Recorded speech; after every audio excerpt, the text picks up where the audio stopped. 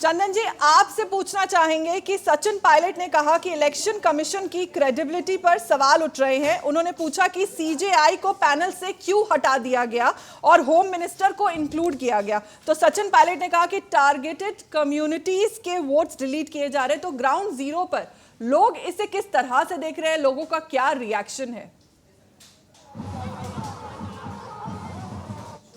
देखिए, आपको बता दें कि इलेक्शन कमीशन जिस तरह से लगातार उन पे आरोप जो विपक्ष है वो लगाते हुए नजर आ रहा है और जिस तरह कह रहे हैं कि देखिए वोट चोरी करने की आरोप जो है इलेक्शन कमीशन पर लगाया गया है, जिसको लेकर राहुल गांधी और तेजस्वी यादव सड़कों पर उतर गए। उन्होंने कहा कि देखिए अपने लोगों को बताने की कोशिश करेंगे और दिखाएंगे कि देखिए किस तरह ये एनडीए की सरकार और चुनाव आयोग मिल करके इनकी अधिकार को छीनने की कोशिश कर रही है और जितने तबके निचले तबके के लोग हैं, वोटर हैं हमारे, उनके नाम काटने की ये कोशिश की गई है। उसी को लेकर के तेजस्वी यादव ने सड़कों पर उतरे हैं और आज छपरा पहुंचे हैं और छपरा की तस्वीरें यहाँ आपको दिखाने की कोशिश कर रहे हैं और ये देखेंगे कि यहाँ पे जो महागठबंधन के कार्यकर्ता है वो यहाँ पे नारा लगाना शुरू कर दिए हैं। हालांकि आपको बता दें कि आपके भी आवाज हमको नहीं मिल पा रहा है, लेकिन ये तस्वीरें आप साफ तौर पर दिखाने की कोशिश कर रहे हैं कि ये तस्वीरें ये साफ तौर पे, और हालांकि बारिश हो रही है और आपको बता दें कि ये इलेक्शन कमिश्नर के बाद से जो तस्वीरें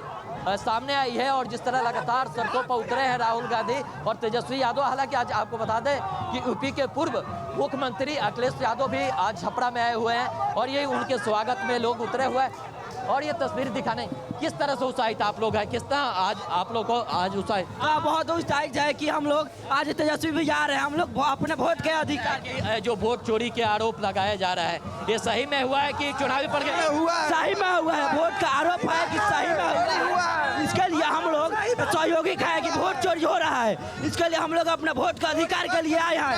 हम लोग वोट का अधिकार चाहिए, इसके लिए हम लोग चाहिए। आपकी बात चोरी भी हो रहा है वोटिंग में, चोरी नहीं होगा। तेजस्वी भैया निकलेंगे, दाम खुलेआम बात है। आपकी दाम खुलेआम बात है। अगर तेजस्वी भैया निकलेंगे तो निकलेंगे, बस मोदी खाली वोट चोरी न करे, यही बात है।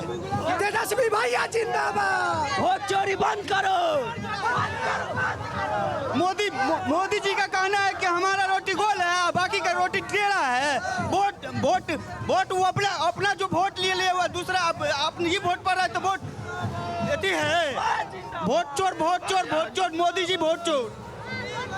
जी चंदन आपके पास लौटेंगे। फिलहाल हमारे साथ अपराजिता फोन लाइन पर जुड़ चुकी हैं। अपराजिता, आपसे जानना चाहेंगे कि सचिन पायलट ने कहा कि इलेक्शन कमीशन की क्रेडिबिलिटी पर सवाल उठ रहे हैं। उन्होंने पूछा कि सीजेआई को पैनल से क्यों हटाकर होम मिनिस्टर को इंक्लूड किया गया।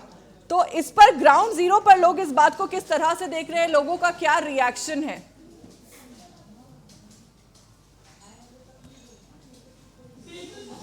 सचिन पायलट जिस प्रकार से बहुत नॉलेजेबल नेता माने जाते हैं और सचिन पायलट की मौजूदगी इस यात्रा में एक नया यहाँ का माहौल बना सकती है। जब सचिन पायलट ने चुनाव आयोग पर निशाना साधा और कहा कि राहुल गांधी ने वोट चोरी का जो भांडा फोड़ा है, चुनाव आयोग उसका जवाब नहीं दे पा रही है। बिहार के लोग अब बदलाव चाहते हैं। वोटर अधिकार यात्रा में जो जन सलाब उमड़ कर आ रहा है वो इस बात को दर्शाता है कि इंडिया गठबंधन जो है वो सरकार बनने जा रही है। इंडिया गठबंधन की इतनी भीषण गर्मी में भी इतनी तादाद में जब लोग आ रहे हैं तो वो अपना अधिकार मांगने आ रहे हैं, वोट चोरी को रोकने के लिए आ रहे हैं। तो ऐसे में सचिन पायलट जिस तरीके से अपनी बात रखते हुए नजर आए वो लोगों को बहुत ज्यादा प्रभावित करता हुआ नजर आया। फौजिया, सचिन पायलट की छवि एक बहुत ही ज्यादा पढ़े लिखे नेता की है और सचिन पायलट जिस प्रकार से अपनी बात रखते हैं वो पढ़े लिखे लोगों को बहुत ज्यादा अट्रैक्ट करता है। देखिए, आपने हमेशा से ये देखा होगा फौजिया कि जब आप जनता के बीच में जाते हैं तो आपको बहुत तरीके के लोग मिलते हैं। कुछ दलित वर्ग के लोग मिलते हैं, कुछ अनएजुकेटेड मिलते हैं, वहीं पे कुछ किसान वर्ग मिलते हैं। तो भिन्न भिन्न प्रकार के लोगों की मौजूदगी होती है, जिसमें से कुछ जो वर्ग होता है वो अपना पहले से मत बनाए रहता है कि अगर वो दलित वर्ग है तो उसको इन नेताओं को वोट देना है। कुछ वर्ग किसान वर्ग है तो किसान वर्ग के लिए जिन्होंने काम किया हमें उसको वोट देना है। तो मन पसंदीदा नेता अपना चुन के लोग पहले से रखे रहते हैं और सचिन पायलट को वो लोग पसंद करते हैं जो कि बहुत ज़्यादा एजुकेटेड हैं। और सचिन पायलट की भूमिका जो है वो जिस प्रकार से अपनी बात रख रहे हैं, लोगों के मन में बता रहे हैं कि वोट चोरी करके जिस प्रकार से लोगों का हक छीना जा रहा है वो गलत है सरासर, और इसका अब जवाब जनता देगी। तो वो लगातार जनता को जो है वो किंग बनाते हुए नजर आ रहे हैं, जिसके बाद से जनता जो है उनके मत को समझ रही है और उनकी बातों को बहुत ध्यानपूर्वक सुन रही है। और ये इस बात को दर्शाता है फौजिया कि महागठबंधन जो है वो हर एक वो जतन कर रहा है, चाहे वो दलित वर्ग को रिझाने के लिए दलित वर्ग के नेता को उठा के लाना हो, चाहे एजुकेटेड वर्ग को रिझाने के लिए एजुकेटेड वर्ग के नेता को लाना हो, तो चाहे फिर किसान वर्ग के को रिझाने के लिए किसान के नेता को लाना हो, या फिर बिहार का जिन्होंने अपमान किया उनको यहाँ बिहार की धरती पे लाके रख देना हो, महिला वोटरों को रिझाने के लिए प्रियंका गांधी को लाना हो।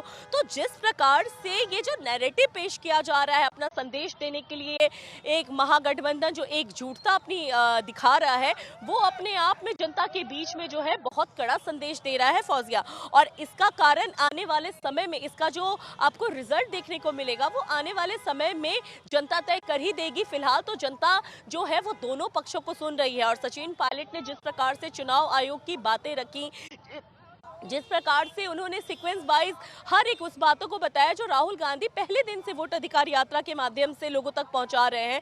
तो राहुल गांधी तो जब उनकी यात्रा शुरू हुई 17 तारीख से, तो राहुल गांधी ने शुरू से लेके अभी तक अपने हर एक सभा में इस वोट चोरी की बात को बहुत ही बारीकी से रखा, उसके हर एक एंगल को रखा, चाहे वो महाराष्ट्र की बात हो, चाहे वो हरियाणा की बात हो। उन्होंने एक एक पॉइंट रखा, एक एक सबूत के साथ रखा, कुछ लोगों के घर के नाम रखे, कुछ लोगों का नाम रख करके उसके एपिक नंबर तक बताएं। तो जिस प्रकार से वो सबूत दे रहे हैं और लोगों तक ये बता रहे हैं कि हमने इनकी चोरी महाराष्ट्र में पकड़ी, लेकिन मुझे इसका शक बहुत पहले से था, लेकिन मेरे पास कोई सबूत नहीं था कि मैं आपके सामने उसके रख सकूं, मैं आपके समक्ष उसके रख सकूं। लेकिन अब जब महाराष्ट्र में महाराष्ट्र के चुनाव के दौरान जब मैंने इसकी चोरी पकड़ी, तो मैं आपको ये दावा करता हूं कि अब जो सारे राज्यों में, सारे प्रदेशों में जो चुनाव होंगे, मैं सबका सबूत है आपके सामने रखूंगा। और नरेंद्र मोदी जिस प्रकार से वोट चोरी कर रहे हैं, जनता का हक छीन रहे हैं, धीरे धीरे सारे हक छीनकर गरीब वर्ग का उठाकर अमीर वर्ग को दे रहे हैं,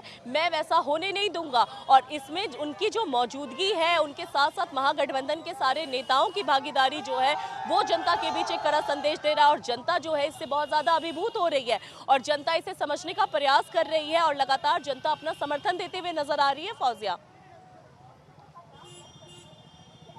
पायलट ने कहा कि टारगेटेड कम्युनिटीज के वोट्स डिलीट किए जा रहे हैं। उन्होंने साथ ही ये भी कहा कि फेक नेम्स वोटर लिस्ट में ऐड किए गए। तो उनका कहना यह भी है कि राहुल गांधी एविडेंस के साथ सवाल कर रहे हैं पर ईसी जवाब नहीं दे रहा है। जी आर्या। फौजिया, अगर इसकी बात करें, एसआईआर की बात करें, तो एसआईआर जब से ये प्रक्रिया बिहार में लाई गई उसके बाद से लगातार विपक्ष इस पे सवाल उठा रहा है। और जब इसकी ड्राफ्ट लिस्ट सामने रखी गई उसके बाद इस पर पूरी तरीके से प्रदर्शन किया गया, पूरी तरीके से जनता के सामने रखने की कोशिश की गई है। और चुनाव आयोग के साथ साथ सत्ता पक्ष को भी कटघरे में खड़ा किया गया।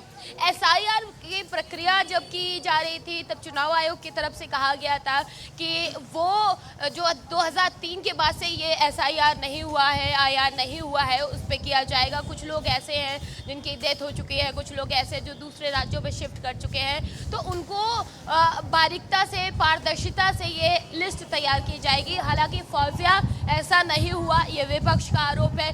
विपक्ष कह रही है कि जो गठबंधन के वोट हैं, यानी कि जो ओबीसी है, एससी है, दलित है और निचले तबके के लोग हैं, गरीब हैं, उनके वोट काटे जा रहे हैं क्योंकि उनके पास वो 11 डॉक्यूमेंट्स नहीं है। और सत्ता पक्ष और चुनाव आयोग की पार्टनरशिप है और पार्टनरशिप करके ये बड़ा खेला किया जा रहा है एसआईआर के आड़ में। तो ऐसे में लगातार आरोप विपक्ष लगातार आया है। और राहुल गांधी की अगर बात करें तो राहुल गांधी लगातार वो वीडियो शेयर करते आए हैं पोस्ट पर। और एक उन्होंने जो प्रेजेंटेशन दिया बेंगलुरु की सीट को लेकर, और उन्होंने बताया कि 6 महीने लग गए इस चोरी को पकड़ने में, एक सीट की चोरी को पकड़ने में। तो सोचिए किसी एक राज्य में हो रहा है, पूरे देश में हो रहा है, तो उसके पीछे खंगालने में उसको कितना समय लग जाएगा। तो ये आरोप लगातार विपक्ष लगा रही है। और कहा यह जा रहा है कि बिहार में एसआईआर इसलिए किया गया है क्योंकि बिहार में चुनाव है,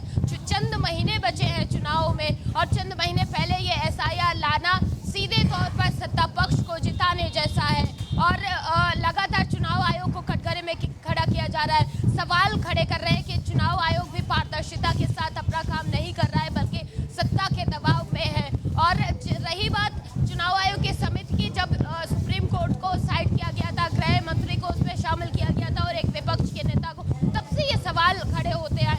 विपक्ष तब से इसका विरोध कर रहा है। लेकिन SIR को लेकर जहां बिहार में नेताओं का जमावड़ा लग रहा है, विपक्ष के तमाम नेता फौजिया जनता के बीच आ रहे हैं और संदेश सत्ता पक्ष को भी दे रहे हैं और जनता को भी दे रहे हैं। जनता को ये संदेश कि हम आपके अधिकार की बात कर रहे हैं, हम आपके अधिकार की लड़ाई लड़ रहे हैं और आगे भी लड़ते रहेंगे। और सत्ता पक्ष को ये संदेश कि विपक्ष एकजुट है और हर एक वो कोशिश करेगा जिससे चुनाव आयोग और सत्ता पक्ष को बैकफुट पर लाया जा सके। लेकिन फौजिया यहाँ पर ये समझना होगा आपको कि ये सिर्फ बिहार में ही नहीं, बल्कि आने वाले समय में देश के अलग अलग राज्यों में भी SIR की प्रक्रिया देखने को मिल सकती है। ऐसा इसलिए क्योंकि अभी 2025 में बिहार में चुनाव है और 2026 में पश्चिम बंगाल में चुनाव है। तो कहा यह जा रहा है कि चुनाव आयोग की तरफ से निर्देश दिए गए हैं पश्चिम बंगाल में कि जो BLO की भर्तियां खाली है उनकी भर्तियां की जाए